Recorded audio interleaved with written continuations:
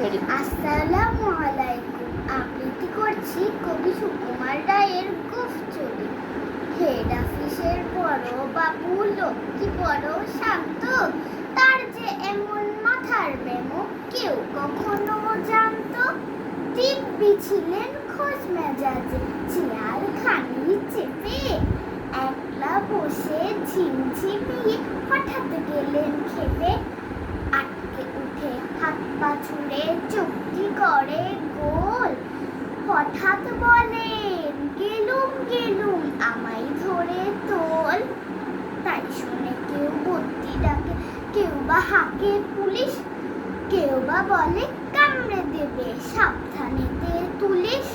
ব্যস্ত সবাই এদিক ওদিক করছে ঘোরাঘুরি, বাবু হাঁকে ওরে আমার গোঁফ গিয়েছে চুরি।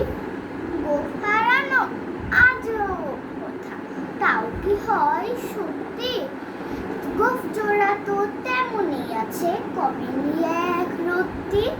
সবাই তারে বুঝিয়ে বলে সামনে ধরে আয়না, মোটেও গোঁফ হয়নি চুরি, কখনো তা হয় না।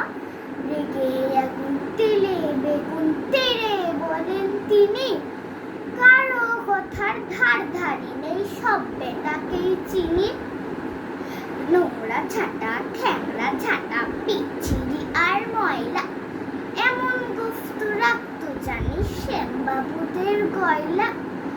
এ গোঁফ যদি আমার বলিস করবো তোদের জবাই, এই না বলে জরিমানা করলেন তিনি সবাই। ভীষণ রেগে বিষম খেয়ে লিখে দিলেন খাতায়, কাউকে বেশি লাই দিতে নেই সবাই চড়ে মাথায়। অফিসের এই বাদলগুলো মাথায় খালি গোবর, গোঁফ জোড়া যে কোথায় গেল কেউ রাখে না খবর। ইচ্ছে করে এই বেটাদের গোঁফ ধরে খুব নাচি, মুখ্যগুলোর মুন্ডু ধরে কোদাল দিয়ে চাচি।